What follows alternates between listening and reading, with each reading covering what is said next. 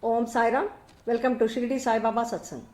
In the previous episode, we have covered 5 of Baba's recommendations of sacred texts for his devotees, namely Vishnu Sahasranama, Jnaneshwari, Sri Ekanathi Bhagavat, Gita Rahasya, and Bhavarth Ramayana. In this episode, we will explore a few more of the sacred texts. Sixth holy book is Guru Charitra. Baba directed Sathe to read Guru Charitra. In chapters 18 and 19 of Sri Sai Satcharita, there is a mention of Guru Charitra. A gentleman named Sathe once faced severe business losses which left him deeply disturbed and restless. On his friend's advice, he visited Shirdi and had Baba's darshan. Upon seeing Baba's form, which appeared like the eternal Brahma, self-luminous, peerless and pure, he lost his restlessness and became calm and composed. He began the Parayan of the Guru Charitra and completed it in a Saptah, in a week. Immediately after finishing his first Saptaha reading, Baba gave him a vision that night. In this vision, Baba was holding the Guru Charitra and explaining its contents to Mr. Sathe, who listened attentively Baba's teachings. They were like nectar to him. Recognizing the depth of the teachings in the text, Mr. Sathe was inspired to consult Kaka Sahib Dikshit, a devout follower of Baba, about the significance of his vision and whether he should continue his study. Following their discussion, Baba confirmed that Mr. Sathe should extend his engagement with the Guru Charitra for another week, underscoring the spiritual enrichment that comes from deep, continued study of this sacred text. Seventh one is Jnaneshwari and Sri Ekanathi Bhagavat. Baba directed Bapu Sahib Jog to read Jnaneshwari and Sri Ekanathi Bhagavat. In chapter 43 of Sri Sai Satcharita, it is mentioned that Baba directed Bapu Sahib Jog to read and explain the Jnaneshwari and Sri Ekanathi Bhagavat.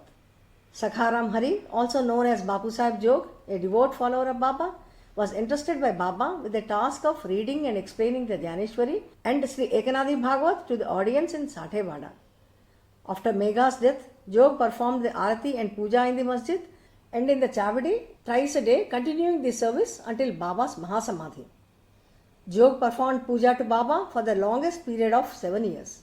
In addition to his puja duties, he daily read and explained the Jnaneshwari, a commentary on the Bhagavad Gita, a dialogue between Lord Krishna and Arjuna, and Sri Ekanathi Bhagavat in the Sathewada to devotees and pilgrims who listened attentively. He conducted regular religious classes in Sathewada for the benefit of pilgrims and was highly proficient in Sanskrit and religious scriptures. After granting Jog permission to read the Pothi religious texts daily in Sathewada, Baba would ask devotees who came for his darshan to go to Sathewada and listen to the Jnaneshwari, also known as the Bhavarth Deepika, a commentary on the Bhagavad Gita. Eighth sacred text is Quran. Baba encouraged recitation of Quran by Rohila. In chapter 3 of Sri Sai Satcharita, the story of Rohila vividly illustrates Sai Baba's profound tolerance and love for all beings. A Rohila, characterized by his strong physique and deep devotion, continuously recited Islamic prayers loudly day and night at Shirdi, disturbing the villagers' peace. When the villagers complained to Baba, expecting him to curb the Rohila's actions, Baba instead explained the spiritual significance of the Rohila's prayers. Baba metaphorically referred to the Rohila's loud recitations as a way to keep away evil thoughts, symbolized as a bad wife, thus maintaining spiritual peace. Baba urged villagers to support all religious practices and practice tolerance with understanding. Ninth sacred text is Yoga Vasistha. Sai Baba instructed Professor Narke to read the Yoga Vasistha.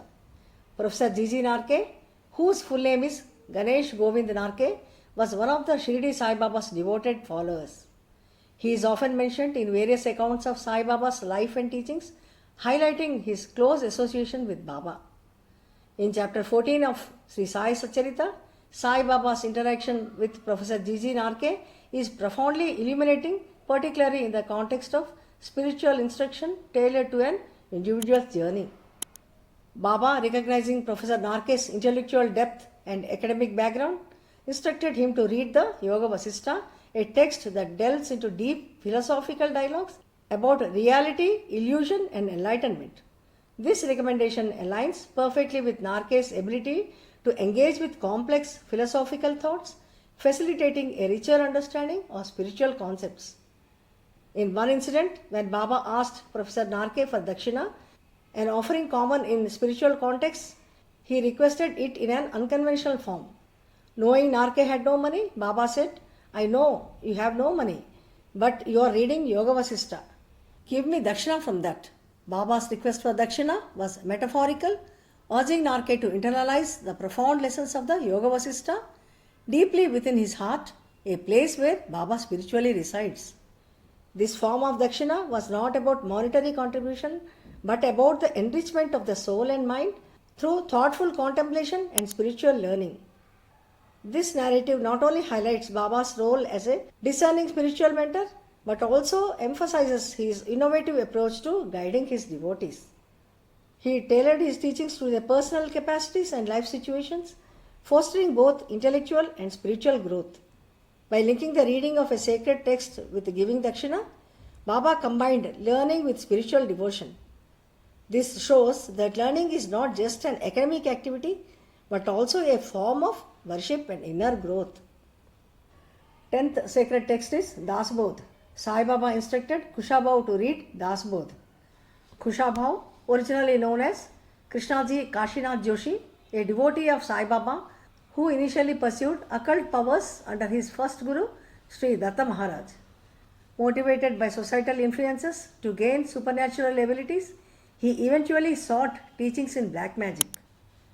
Realizing the potential harm of his pursuits, his guru sent him to Sai Baba for spiritual redirection. Upon arriving in Shirdi in 1908, Baba initially denied him entry to the mosque due to his occult practices. After Kushabhau discarded his iron bangle at the Godavari river, renouncing his powers as instructed by Baba, he was allowed into the mosque. Baba then guided him to spiritually enriching practices, instructing him to read Dasbodh.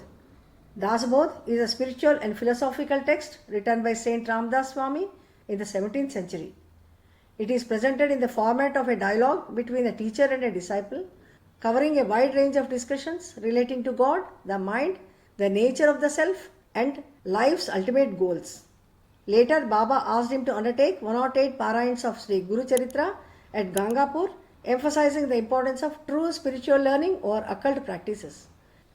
Sai Baba's intervention transformed Kushabhau's path from one focused on power to one devoted to enlightenment and divine service. This information has been taken from various sources. We will discuss a few more of Baba's recommendations about sacred books for his devotees in next week's episode. I pray to Baba to shower his blessings on all of us. Om Sai Ram.